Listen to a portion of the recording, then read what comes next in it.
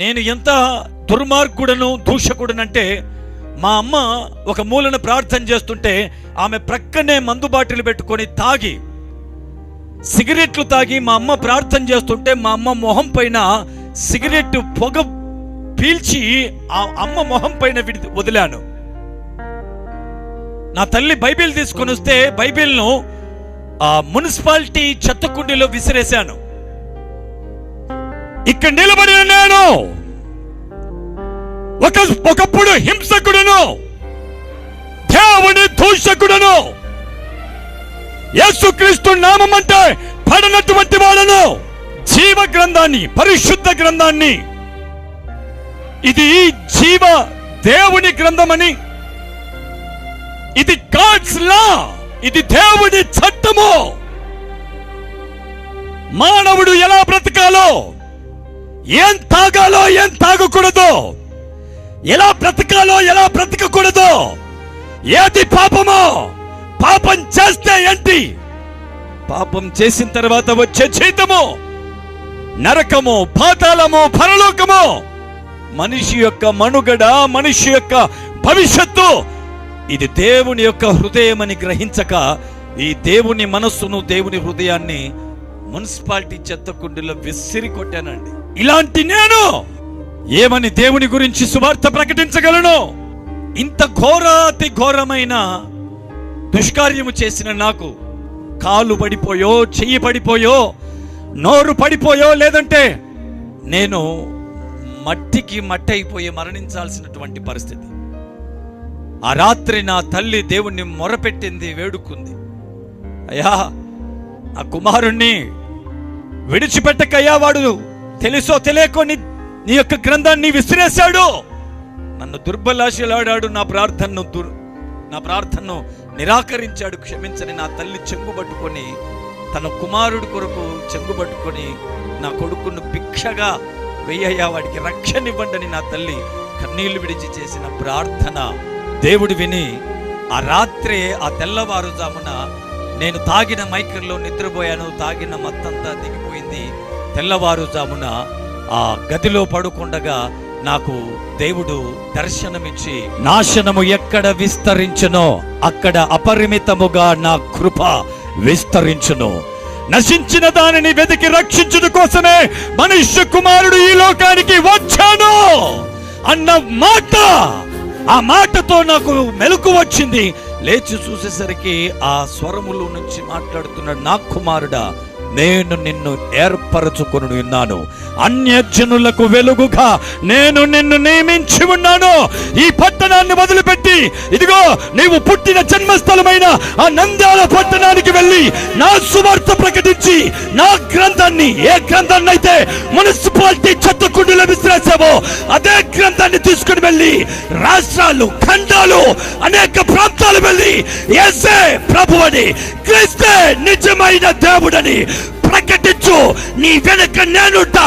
నువ్వు కేక వేస్తే, నువ్వు ఈల కొడితే, నువ్వు ప్రకటిస్తే పరలోకాన్ని దిగివచ్చి అనేక ఆత్మలకు నా సువార్త ప్రకటించి తాగుబోతులను మారుస్తాను, దొంగలను మారుస్తాను, విగ్రహ ఆరాధకులను మారుస్తానని దేవుడు నాకు వాగ్దానం చేస్తే, ఏ మున్సిపాలిటీ చెత్తకుండీలో ఈ బైబిల్ గ్రంథాన్ని విసిరేశానో అదే గ్రంథాన్ని చేతపట్టుకొని ఇదిగో 12 ఏళ్ల సేవ, ఇదే గ్రంథం, యేసే నిజమైన దేవుడు, క్రీస్తే నిజమైన ప్రభువు, ఆయన తప్ప వేరొక దేవుడు లేడు.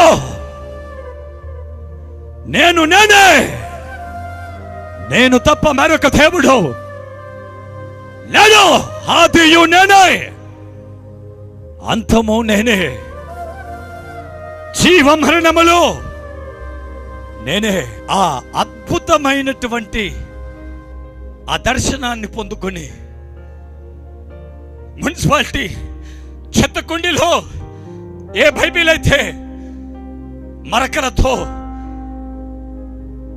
ఆ మున్సిపాలిటీ చెత్తకుండీలో ఉన్న బైబిల్ దగ్గర మోకరించి నా పాపాలు ఒప్పుకొని పశ్చాత్తాపడి మారు మనసు పొంది యేసుక్రీస్తును నా సొంత రక్షకునిగా అంగీకరించి తాగుడు, చెడు వ్యసనాలు ఈ లోకపు దుర్వ్యసనాలన్నిటికీ స్వస్తి చెప్పి, నువ్వు తప్ప ఇక వేరొక దేవుడు లేడయ్యా, నా ఉద్యోగాన్ని వదిలిపెట్టి సంపూర్ణంగా నీ సేవకు వస్తానని, ఇదిగో అదే బైబిల్ పట్టుకొని, నేను ఏ బైబిల్ అయితే విసిరేశానో అదే బైబిల్ పట్టుకొని చచ్చిపోయేంత వరకు ఇదే బైబిల్ పట్టుకొని సువార్త చెప్పి యేసే నిజమైన దేవుడని ప్రకటిస్తాను అని దేవునికి తీర్మానం చేసుకున్నాను.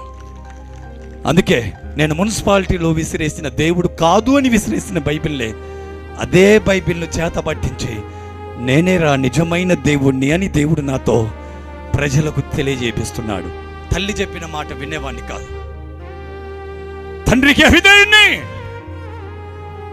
నా ఇష్టం అనుకునేవాణ్ణి, రోజుకు 5-6 ప్యాకెట్ల సిగరెట్లు తాగేవాణ్ణి, ఒక హాఫ్ బాటిల్ తాగేవాణ్ణి, ఒక రోజుకు సంపాదించిన డబ్బంతా, వచ్చిన జీతమంతా తాగులంగలకు పెట్టేవాణ్ణి, భార్య బిడ్డలు పోషించుకోలేని దీన పరిస్థితి.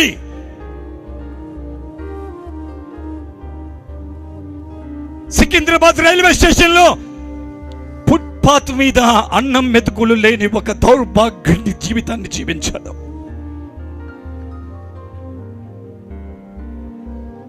పెంటకుప్ప మీద ఉన్న ఒక బీదను,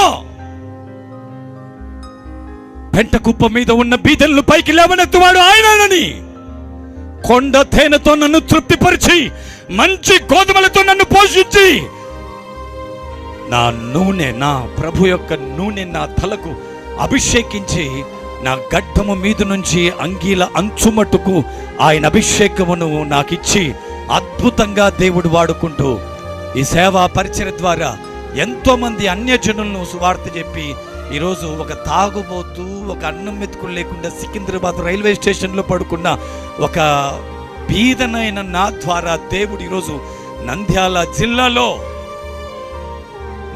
జిల్లాలో ఒక అద్భుతమైన సంఘాన్ని ఇచ్చి ఈరోజు కొన్ని వేల మంది ఆత్మలను రక్షించాడు. ఈరోజు సంఘం 4-5 వేల మంది సంఘం ఆరాధన కూడుకుంటున్నారు.